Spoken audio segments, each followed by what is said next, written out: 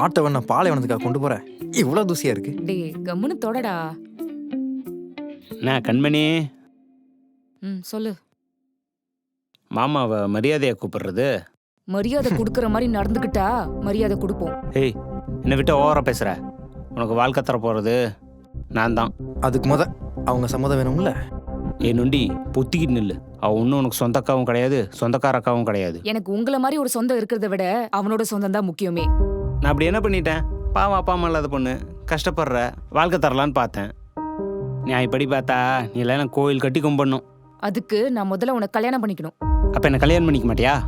அதான் அவங்க சொல்றாங்கல்ல, போயா.